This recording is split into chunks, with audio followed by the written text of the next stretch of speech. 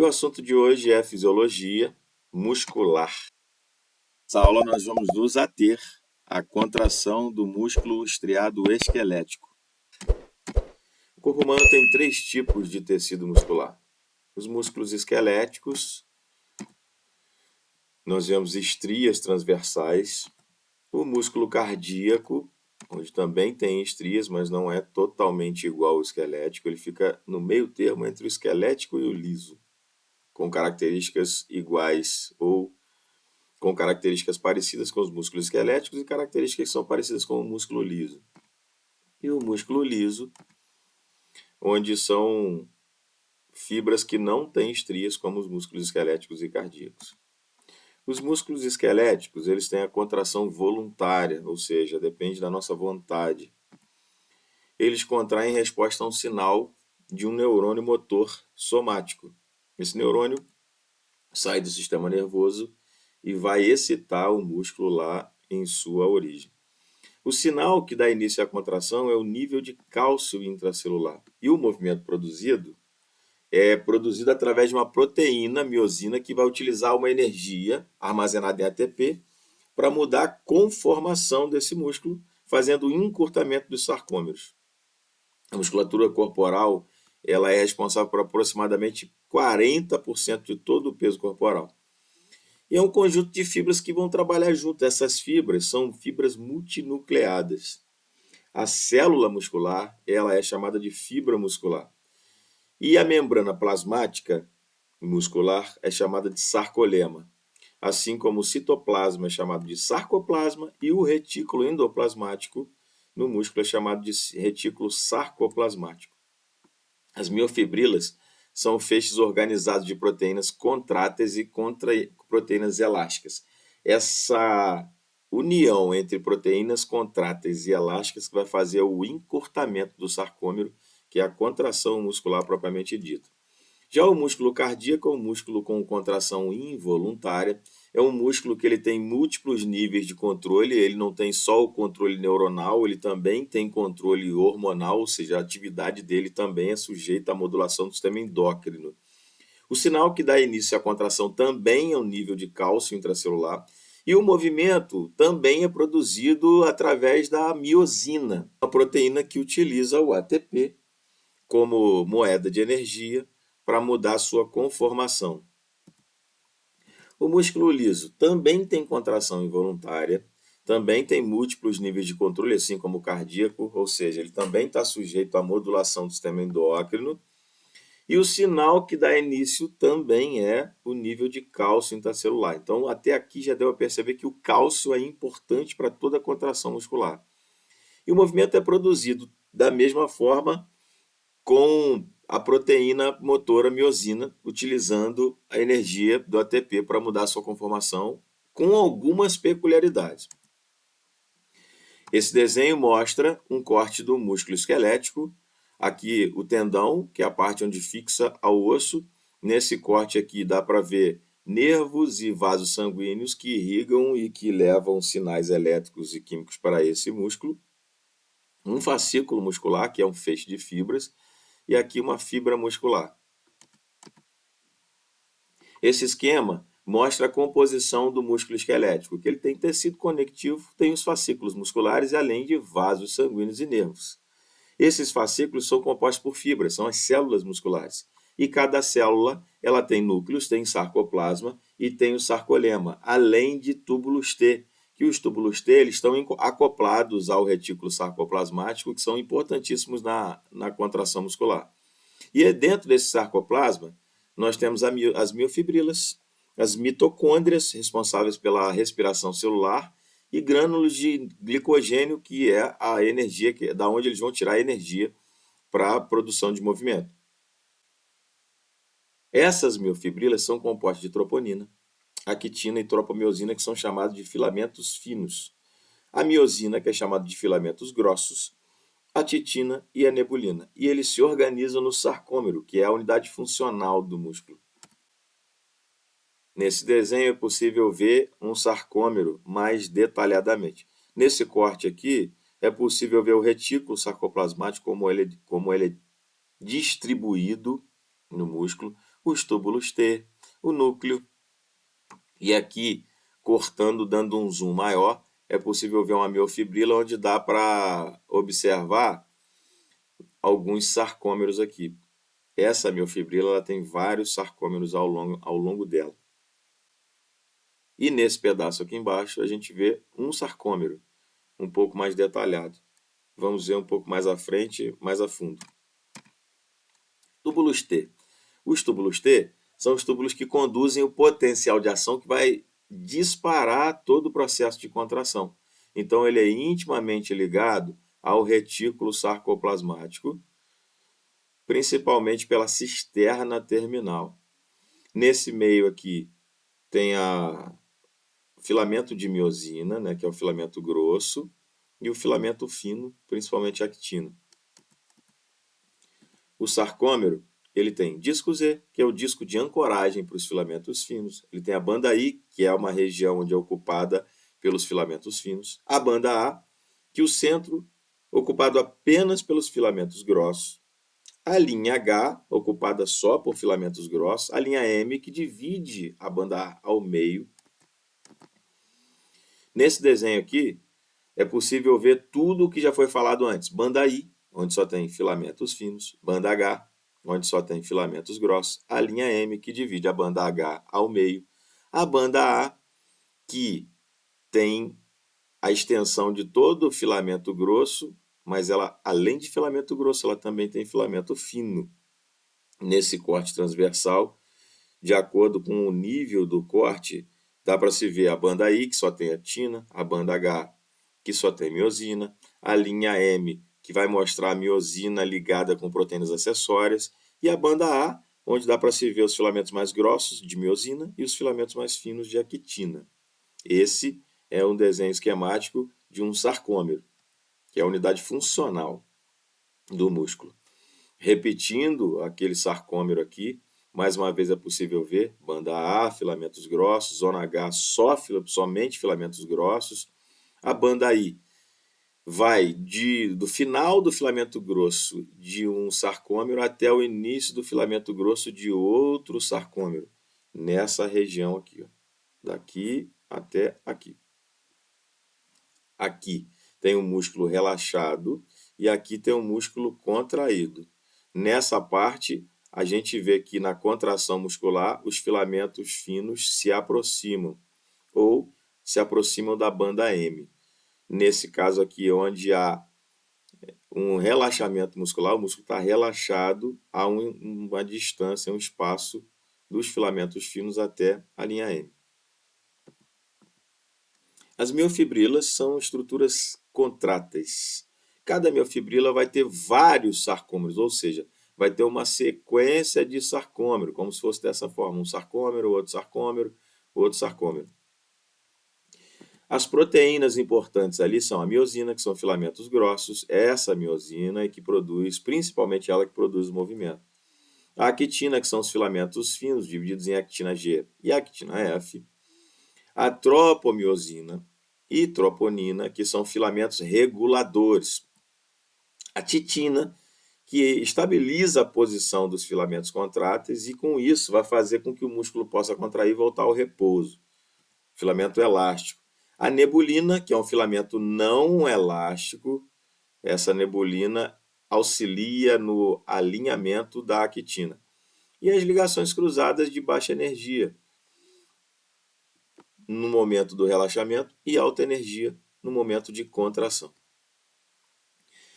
Aqui a gente vê um sarcômero, mais uma vez, onde além dos filamentos grossos, como tem aqui, ó, de miosina, e filamentos finos aqui, nós temos mais detalhes como a cabeça, as cabeças da miosina, que se acoplam no filamento de actina para puxar esse filamento, aproximando esse filamento da linha M. Também dá para observar aqui a titina, que é um filamento elástico, que ele possibilita a contração e o relaxamento, o retorno ao repouso. E aqui mostrando um disco Z, esse disco Z é o início e o final de um sarcômero, ou seja, ele delimita um sarcômero de outro. Então, Aqui nós vamos entrar dentro da teoria dos filamentos deslizantes da contração muscular, que esses filamentos deslizam um sobre o outro, ou uns sobre os outros. Essa contração pode ou não gerar movimento, e essas ligações cruzadas da miosina vai mover esses filamentos de actina em direção à linha M. Um pouco mais detalhado aqui, a gente vê os filamentos de actina G, por exemplo, aqui, a troponina, que ocupa o sítio onde a cabeça da miosina vai se acoplar. Então, para haver a contração, o sinal inicial é o cálcio, que vai ser liberado nesse citosol. Então, a quantidade de cálcio vai se elevar dentro do citosol. Esse cálcio vai se ligar com a troponina, fazendo com que ela libere esse sítio de ligação. Com isso, esse complexo cálcio-troponina desloca essa tropomiosina. Ele vai deslocar a tropomiosina, que é esse filamento em azul aqui, e vai afastar desse sítio. Afastando, deixando esse sítio liberado para que a miosina se ligue fortemente a essa actina nesse sítio e faça a tração desse filamento. Então, esse filamento vai ser movido. Então, a miosina ATPase ela vai hidrolisar o ATP em ADP e fosfato inorgânico, liberando uma quantidade de energia. Quando essa troponina C desloca a tropomiosina, ela vai expor esse sítio de ligação e, com isso, a cabeça da miosina vai se acoplar à actina e vai tracionar essa actina. Aqui um pouco mais detalhado, mostrando o ciclo de contração e relaxamento. Da mesma forma como essa cabeça da miosina ela foi acoplada e precisou de energia para isso, para liberar aquele sítio de ativação, essa mesma energia vai fazer com que ela desacople da actina e a troponina libere a tropomiosina para o sítio de volta, causando o relaxamento muscular. Ou seja, essa ligação do cálcio com a troponina C é uma ligação reversível. E esse complexo de cálcio-troponina C desloca essa tropomiosina, expondo esse sítio de ligação, fazendo com que essa miosina faça ligações cruzadas de alta energia, que é a ligação que vai fazer a contração muscular, puxa esse filamento, o cálcio reduz e vai haver o relaxamento. Ou seja, esse cálcio vai voltar para dentro do retículo sarcoplasmático, vai diminuir no citosol. E um único ciclo de contração e relaxamento é chamado de abalo muscular. E o período de latência é o período entre o potencial de ação muscular e o início da geração da tensão muscular. Acetilcolina. Acetilcolina é um neurotransmissor que provoca a excitação e a contração, né? Esses eventos elétricos e mecânicos vai depender desse acoplamento. Ela é liberada pelo neurônio motor somático e ela leva à geração de um potencial de ação na fibra muscular. Esse potencial de ação que vai fazer com que haja liberação de cálcio pelo retículo sarcoplasmático. E o cálcio se liga à troponina, iniciando a contração. Vamos falar sobre o acoplamento, excitação e contração. Tudo inicia quando esse neurônio libera acetilcolina na fenda sináptica aqui entre o neurônio e a fibra muscular, ou seja, na placa motora, e essa liberação desse hormônio vai fazer com que seja disparado um potencial de ação. Essa despolarização aqui vai fazer com que se abra esses canais de dihidropiridina, DHP, e com a abertura desse canal vai haver um influxo de sódio e vai iniciar o potencial de ação. Com essa abertura, ele também vai sensibilizar esse canal de rianodina aqui, que é o canal do retículo sarcoplasmático, e esse canal vai liberar cálcio dentro do citoplasma dessa fibra muscular. Então, a partir dessa penetração desse potencial de ação nesse túbulo T, essa mudança conformacional vai acontecer no canal DHP e vai fazer com que o sódio entre, haja despolarização e libere cálcio. Esse cálcio vai sair do retículo sarcoplasmático e vai se ligar até a troponina, que vai retirar a tropomiosina de cima do sítio de ligação da cabeça da miosina, onde a cabeça da miosina vai se ligar, se acoplar para haver a contração.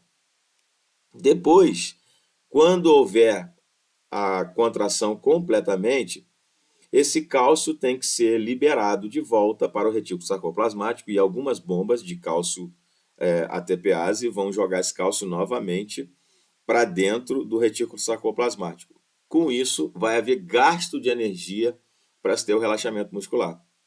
Com a liberação do cálcio da troponina, novamente ela vai soltar a tropomiosina, que vai ocupar de novo o sítio de ligação da cabeça da miosina, fazendo com que essa cabeça da miosina seja liberada e haja a contração muscular, ou seja, o sarcômero volte à sua posição inicial de relaxamento. Contração muscular e ATP. O ATP é essencial para a contração e para o relaxamento muscular, porque é ele que vai fornecer a energia necessária para esses eventos. A quantidade de ATP na fibra é suficiente para 8 contrações.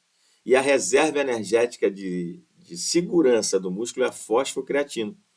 A creatina quinase, ela transfere esse grupamento fosfato da fosfocreatina para o ADP. A fadiga vai descrever a incapacidade de produzir ou sustentar uma potência esperada. Então, quando o músculo não consegue mais produzir ou não consegue mais sustentar aquela potência que se espera, esse músculo está entrando em fadiga. Essa fadiga pode ser central, que é uma sensação subjetiva de cansaço, né? É aquela vontade, aquele desejo de cessar a atividade. Ou ela pode ser periférica, que é dentro da fibra muscular. Nesse caso, ela está associada ao consumo das reservas de glicogênio. Classificação das fibras musculares. Nós temos fibras oxidativas ou fibras de contração lenta, porque elas são dependentes de oxigênio. É o músculo vermelho, porque tem muita mioglobina. Nesse caso, essa é uma fibra que produz movimento através de oxidação.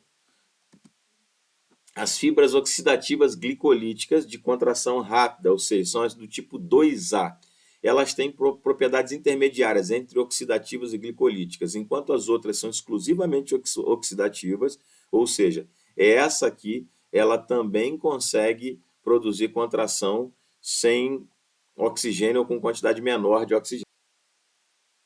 As fibras glicolíticas de contração rápida, ou seja, as fibras do tipo 2X, elas são fibras de glicólise anaeróbica, elas dependem da glicólise anaeróbica, e elas são o músculo branco.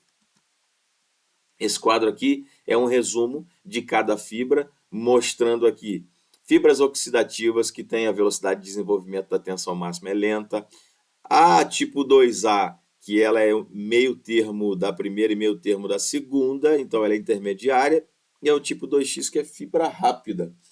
A atividade da ATPase aqui da miosina é lenta nessa, é rápida nessa e é rápida nessa. E aqui embaixo a gente vai tendo outras características que você pode ver detalhadamente a diferença de uma para outra.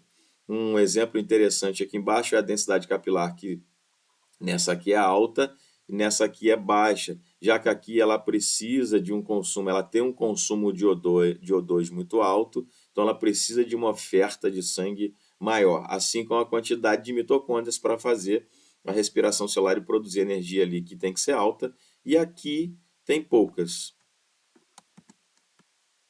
Relação de comprimento e tensão. Isso é muito importante porque nós temos uma relação ótima entre comprimento e tensão. Estando nesse ponto de relação entre comprimento e tensão, nós vamos ter uma contração um pouco mais efetiva. Ao passo que nesse caso aqui, onde o comprimento da fibra muscular já está pequeno, a contração vai ter uma tensão um pouco menor. E se essa fibra estiver muito alongada, como nesse caso aqui, ó, a fibra está muito alongada, muito esticada, consequentemente, nós temos também um grau de tensão bem menor. Então, a fibra, para ter uma contração efetiva, ela tem que ter uma relação ótima de comprimento e tensão. Ou seja, o músculo, se ele estiver muito alongado, ele vai ter uma capacidade, ou seja, ele vai ter uma tensão de contração muito menor do que o músculo que está na sua tensão intermediária. Se ele também estiver muito contraído, já quase no final da sua contração, o que nós vamos ter é uma capacidade de contração bem pequena, ou seja, de tensão de contração. Somação. Somação seria uma maior frequência de potenciais, ou seja, maior força de contração, onde eu tenho uma somação de potenciais. Nesse caso, eu tenho um menor tempo de relaxamento, porém eu tenho uma contração mais vigorosa. Em alguns casos, pode chegar a tetania, que pode ser incompleta ou completa. A incompleta também é chamada de imperfeita, ou seja, eu tenho uma frequência de estimulação submáxima, e na perfeita, eu tenho uma frequência tal em que não há nem mesmo tempo de relaxamento para aquele músculo. Essa figura aqui nos mostra as unidades motoras. Eu tenho saindo da medula espinal um neurônio motor ou um nervo motor, onde ali eu tenho vários neurônios que vão se acoplar nas fibras musculares. São as unidades motoras. Essas unidades motoras vão ser formadas por um neurônio motor e as fibras que eles inervam. Cada fibra pode ser inervada, ou ela é inervada por apenas um neurônio motor. E cada unidade motora pode conter de 3 a 5 fibras musculares, ou até mesmo centenas e milhares. A força da contração vai depender do tipo e do número de unidades motoras. Quanto mais unidades motoras, maior a força. Essa força de contração de um músculo esquelético ela pode ser aumentada pelo recrutamento. É impossível manter uma contração muscular com força máxima durante um período prolongado de tempo, quando nós seguramos um objeto. Estamos fazendo uma contração muscular para segurar aquele objeto. Até certo ponto nós conseguimos segurar, mas vai chegar um momento em que o músculo vai começar a ceder, porque ele já não consegue manter a contração com força máxima por muito tempo. Uma maneira de o sistema nervoso evitar a fadiga durante as contrações sustentadas é justamente fazer um recrutamento assincrônico das unidades motoras, ou seja, várias unidades sendo recrutadas assincronicamente. E o recrutamento assincrônico ele só evita a fadiga das contrações submáximas. De qualquer forma, em algum momento vai haver a fadiga muscular se não houver um relaxamento. Nas contrações que são sustentadas de alta tensão, né, de grande tensão, as unidades motoras podem atingir um estado de tetania. Tetania essa incompleta. As fibras vão ficar ciclando entre contração e relaxamento parcial. A mecânica do movimento corporal. O termo mecânica, né, ele se refere aos músculos moverem cargas. E como essas relações anatômicas entre esses músculos e esses ossos vão maximizar o trabalho que os músculos podem realizar, ou seja, vão formar sistemas de alavanca. A contração ela pode ser isotônica e isométrica. Né? Qualquer contração que gera força e movimentar uma carga é chamada de isotônica, mas nem toda contração ela gera movimento. Elas são concêntricas ou excêntricas. As contrações que geram força sem mover uma carga são chamadas de contrações isométricas, ou também são chamadas de contração estática. Retornando aqui entre as contrações concêntricas, são aquelas contrações onde elas aproximam duas extremidades. Já a contração excêntrica é quando, por exemplo, nós estamos tentando segurar um peso na mão e começa a iniciar-se o processo de fadiga e o músculo não consegue mais segurar, sustentar, e ele vai alongando, mesmo estando realizando uma contração no sarcômero. Os ossos, os músculos e as articulações, elas vão formar alavancas e fulcros. O corpo vai utilizar esses ossos e articulações como um sistema de alavanca e fulcro. E os músculos vão exercer força para movimentar ou para resistir uma carga. Os ossos vão formar alavancas. As articulações vão formar os fulcros. E os músculos vão gerar força de contração. Na fisiologia muscular, a velocidade com que o músculo contrai vai depender do tipo de fibra muscular que aquele músculo possui. Se é fibra vermelha ou de contração rápida ou se é fibra branca, de contração lenta. E vai depender também da carga que está sendo movimentada. Obrigado por assistir até aqui. Se for possível, dê um like, se inscreva no canal, compartilhe esse vídeo. Referência bibliográfica: Silverthorne, Fisiologia Humana.